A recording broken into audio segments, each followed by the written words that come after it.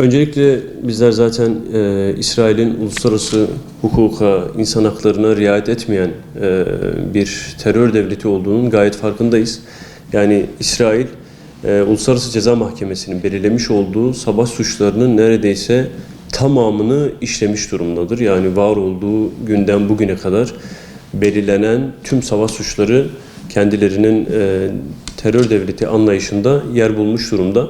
İnsan hakları ihlallerine dair de bugüne kadar bu konuda ne yapılmaması gerekiyorsa İsrail bunları yapmış ve insan haklarına, hukukuna riayet etmediğini, yaşama, özgürlüğe bu anlamda ket vurmak istediğini, baskılarla kendi ideolojisini, yaşamını devam ettirmek istediğinin farkındayız. Bu son idam yasasına ilişkin de kendi meclislerine sunuldu. 48'e 62 bir oyla kabul edildi. Tabii henüz bu yürürlüğe girmiş değil. Bunun pratikte nasıl bir karşılığı olacağından konusunda şu an için bir bilgimiz yok. Ancak bildiğimiz şu var, İsrail'in Filistinlerin haklı mücadelesini, onurlu mücadelesini bu gibi insan haklarına uymayan uygulamalarla baskılamaya çalıştığını dünden bugüne biliyoruz. İdam edileceği iddia edilen kimselerin bu mücadelenin başını çeken, yani Filistinlilerin insani ve özgürlük adına mücadelelerinin başında olan kimseler olduğunu farkındayız. Bu şekilde bir yıldırma politikası gidiyor. Ancak bu konuda zaten her ne kadar ilk zamanlarda Güney Afrika'nın Uluslararası Ceza Mahkemesi'nde İsrail aleyhine açmış olduğu davada İsrail mahkum edilmiş olsa da uluslararası yaptırımların İsrail söz konusu olduğu zaman yeterince bir karşılığının olmadığını görmekteyiz. Bu seslerin çok cılız kaldığının farkındayız. Her ne kadar topluluk, milletler, insanlar gösterilerle, protestolarla dünyanın dört bir yanında bu soykırımcı anlayışa tepkilerini göstermiş olsalar da, protestolar gerçekleştirmiş olsalar da kurumsal anlamda ne Uluslararası Ceza Mahkemesi'nde ne de Birleşmiş Milletler'de bu uygulamalara, bu zulme karşı yüksek bir tepki, yaptırımın olduğu bir uygulamaya çok şahit olamıyoruz. Bu açıkçası adaletsiz ve ikircikli politikanın dünyanın seyri açısından büyük tehlikeler barındırdığı kanaatindeyiz.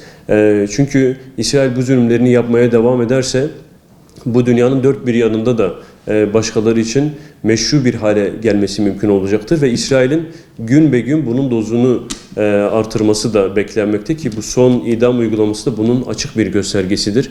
Hiçbir temiz hakkı tanınmadan, savunma hakkı kısıtlanarak, gerçek manada bir suçlama yöneltilmeden, tamamen kendi anlayışlarına aykırı hareket edildiği gerekçe gösterilerek insanların idam edilecek olması dünya anlamında ciddi tehlikeler barındırıyor. Bölgesel anlamda da bu tavırların, bu yaklaşımların devam etmesi bugün de karşılaşmış olduğumuz ve gördüğümüz çatışmalara da sebebiyet vermekte ve bu daha da artmaya meyilli bir haldedir. Çünkü insanlar kendi özgürlüğü ve mücadelesi İsrail'in neredeyse kendi civarındaki her yerde yapmış olduğu saldırganlığının ve zulmünün sonuçları gün be gün kendileri için de ağırlaştırıcı bir hale gelecektir. Biz bu anlamda dünya kamuoyunun, hukukçuların tepki göstermesinin, yani bu uygulamanın bizim baskılarımızla, protestolarımızla, söylemlerimizle kendileri için bunun yürürlüğe giremeyeceği anlayışı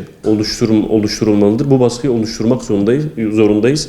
Aksi halde zaten baskılarla yönetilmeye çalışan Filistinli kardeşlerimiz, Filistin halkı için çok daha acı ve trajik sonuçlar doğacaktır. Zaten insani şartlara uygun olmayan bir yaşam sürdürmeye zorlanıyor kendileri.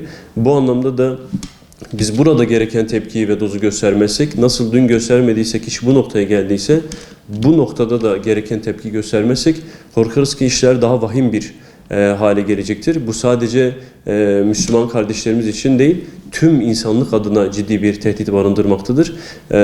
Bu anlamda her kesimden insanların, aydınların, entelektüellerin, hukukçu olanların veya olmayanların, içerisinde insani duygu barındıran her kimsenin bu yapılanlara, özellikle bu uygulamanın hayata geçirilmesine dair çok ciddi tepkiler ortaya koyması ve sesini ciddi anlamda yükseltmesi gerekmektedir.